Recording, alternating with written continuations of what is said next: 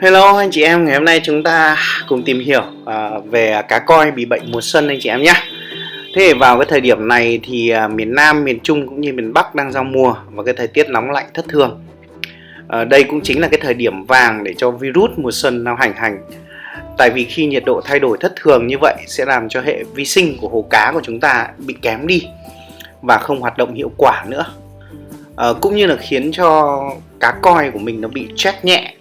Từ đó xuất hiện những cái loại bệnh như là tuột nhớt, khuẩn ăn thân hay là bị nấm hoặc là virus KHV hay còn gọi là nấm mang đấy ạ. Thế thì khi xảy ra cái tình trạng này thì cái cách giải quyết cũng đơn giản thôi. Nên là anh chị em cũng đừng quá lo lắng khi cá koi bị tình trạng như vậy. Điều đầu tiên chúng ta cần làm đó là phải đảm bảo cá phải được sống trong một cái môi trường hồ tốt, từ đó giúp cho koi nó khỏe mạnh và một số cái loại bệnh sẽ được kiềm chế phát triển. Cái thời điểm này với hồ chính, anh chị em cần thay lắng lọc, châm vi sinh rồi vitamin C và khoáng đều đặn. Đây là cái việc khá đơn giản.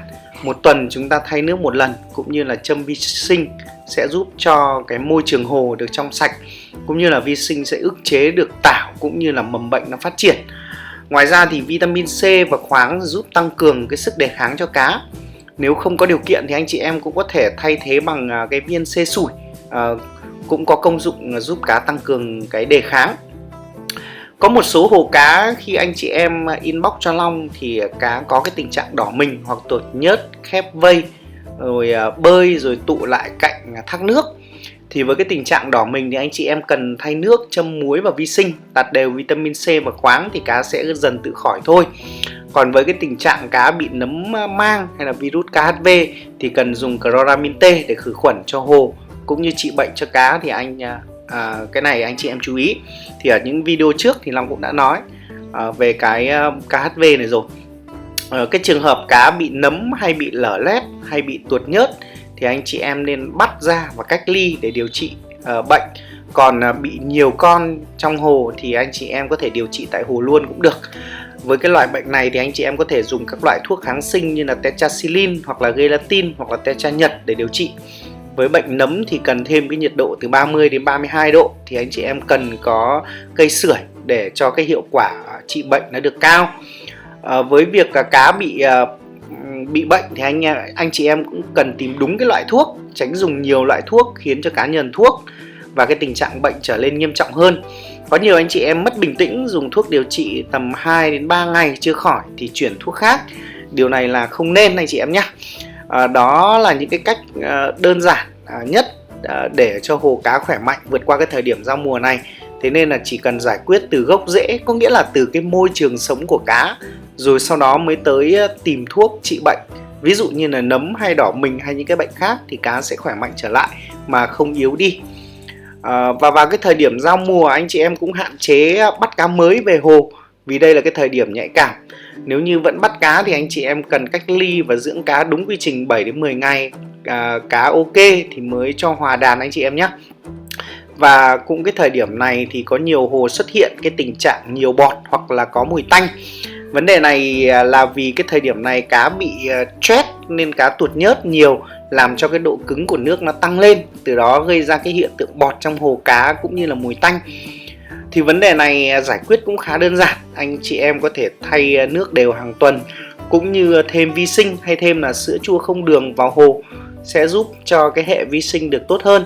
Việc thêm sữa chua không đường vào hệ lọc sẽ giúp cho hệ vi sinh của hồ cá phát triển mạnh. Bản thân sữa chua thì nó không phải là vi sinh, nhưng nó chính là cái dinh dưỡng để cho vi sinh nó phát triển. Nên là khi thêm vô rất là tốt cho cái hệ vi sinh anh chị em nhé. Anh chị em nên thêm nửa hũ sữa chua không đường, tính cho một khối nước. Anh chị em hòa tan rồi tạt vào hệ lọc là ok, chứ không phải là đổ trực tiếp đâu ạ.